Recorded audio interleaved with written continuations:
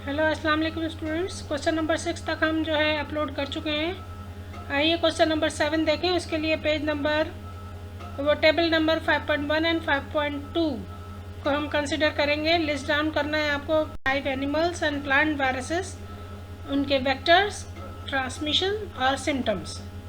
आइए देखें, टेबल तक पहुंचते हैं।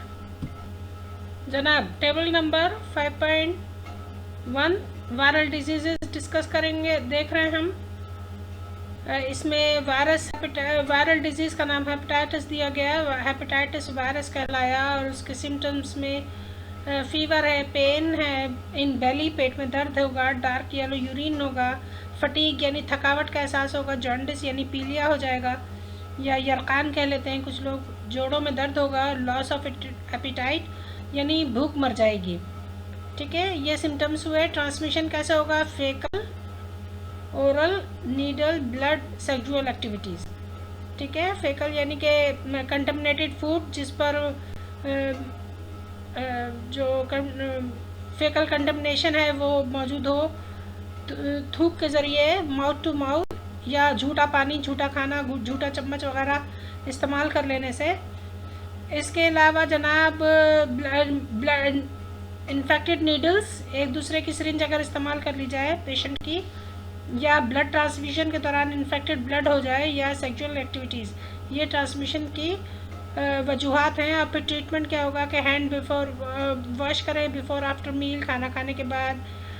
इन्फेक्टेड पर्सन से दूर रहें, ज़्यादा कांटेक्ट में ना आए, साफ़ सुथरी ग़िज़ा इस्तेमाल करें और सैनिटाइज़ करें, अपने आप को साफ़ सुथरा रखें, पाक साफ़ रखें। ठीक है, इस तरह हर्ब्स।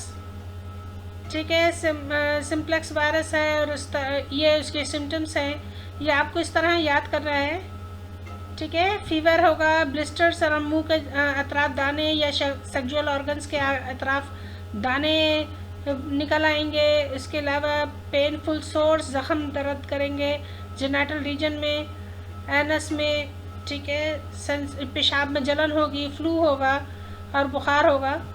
ये फिर उसके बाद आपने क्या करना है, ये सारी चीज़ें, और उसके बाद ड्रग्स हैं, दवाएं इस्तेमाल करनी है डॉक्टर के एडवाइस के हिसाब से, और नजासत को साफ़ करके यानी इन सैनिटरी कंडीशंस को अवॉइड करना है।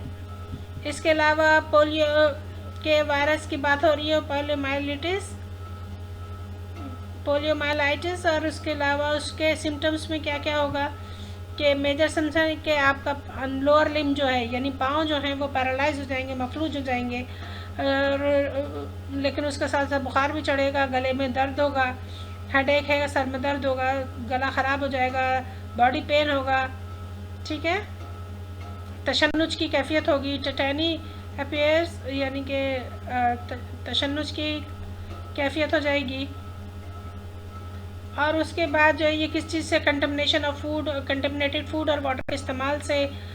ठीक है, नाक से निकलने वाले और फीसिस के ज़रिए, मवाद से और फीसिस के ज़रिए इन्फेक्टेड पर्सन के। इसके अलावा ओरल रूट भी जो है वो रास्ता बनाता है, और पुअर सैनिटेशन यानी आपके सफाई सुथराई का ख़ास ख्याल ना हो तब भी। इसके अलावा खून अगर एब्जॉर्ब हो गया है, जो खून में वो एरिया जो है वो जज्ब हो जाता है, लिम्फ सिस्टम में चला जाता है, और फिर पूरे बॉडी में स्प्रेड होता है 7 से 14 दिन के अंदर अंदर। तो ये आपको सिम्टम्स देने हैं। इसके बाद जनाब आ जाते हैं प्लांट डिजीज़ में, जो है कॉटन लीव कर्ल डिजीज़ हो गया और इसके सिम्टम्स हो गए। ये एक आंसर है, आपको ये दोनों देने, वायरल भी देना है और बैक्टीरियल भी देना है। तो अभी आपने वायरस को डिस्कस किया, अब दूसरे टेबल की तरफ जाएंगे। ठीक है, animal viruses, their transmission and symptoms. इसमें आपने देखना चिकनगुनिया वायरस है मॉस्किटो से, और उनके नॉन ह्यूमन प्राइमेट्स से जो है वो एडीज मॉस्किटो से फैलेगा। वेक्टर है उसका, होस्ट है यानी कि वो उसको उसमें मौजूद होते हैं नॉन ह्यूमन प्राइमेट्स वो। उसके अलावा ये किस तरह होगा, टाइप ऑफ न्यूक्लिक एसिड कौन सा है इसमें जनाब? इसमें आरएनए वायरस है, positive sense single strand genome होगा, ठीक है। ये ब्लड के ज़रिए ट्रांसमिट होता है। सिम्टम्स में हेडेक है, बॉडी मसल जॉइंट पेन्स है, नोजिया है, चक्कर आएंगे, वोमिटिंग होगी, उल्टी होगी, स्वेलिंग ग्लैंड्स, गले वगैरह या जितना जहाँ जहाँ ग्लैंड्स हैं वो सूज जाएंगे और आँखों में दर्द होगा। फिर डेंगू वायरस एडीज मॉस्किटो और ह्यूमन के ज़रिए फैलता है। ये वेक्टर्स हैं, यानी इनमें ये मौजूद होते हैं और इनमें पलते फूलते हैं। Positive sense single strand RNA उसमें जीनोम है, ब्लड के ज़रिए होता है, ठीक है। वोमिटिंग होगा, रैशेस विद पेन, जिस्म पर रैशेस हो जाएंगे जिनमें दर्द होगा, चक्कर होंगे, pain typically behind the eyes, आँखों के पीछे ख़ास तौर पर दर्द होगा और इसके अलावा जिस्म में भी दर्द होगा। ये इसके सिम्टम्स हो गए। कि एबोला वायरस आ गया, ठीक है। कैनेड एनिमल्स, इसके अलावा बैट्स, चमगादड़ों से, कुत्तों से वगैरह से, इन सब से होगा। नेगेटिव सेंस स्ट्रैंड वायरस है, RNA वायरस है, RNA स्ट्रैंड है इसमें जीनोम, और बॉडी फ्लूइड से ये होगा, चाहे वो थूक हो या जेनाइटल फ्लूइड हो या कोई और भी चीज़, ठीक है। हेमोरेजिक फीवर होगा, काफ़ी तेज़ बुखार होगा। Hepatitis C human infected blood में होगा, उससे होता है, उसमें मौजूद होता है। Positive sense single RNA genome है यहाँ पर। ट्रांसमिशन जो है वो हेपेटाइटिस C वायरस के ज़रिए होगी, मेनली ड्यूरिंग ब्लड ट्रांसफ्यूजन, ठीक है। मदर से न्यूली बॉर्न या प्रेग्नेंट वुमन से अपने अनबॉर्न बेबी को हो सकता है। इसके अलावा अगर आपने किसी पेशेंट को ब्लड चढ़ाया है और वो इन्फेक्टेड है हेपेटाइटिस C वायरस से, तो उसको हो जाएगा। फीवर होगा, येलो स्किन हो जाएगी, फटीग है, थकन का एहसास है, मसल्स और जॉइंट पेन्स होंगे, नोजिया चक्कर होगा, भूख मर जाएगी और मैदे में दर्द होगा, ठीक है। इसके बाद मीजल्स आ जाते हैं, सॉरी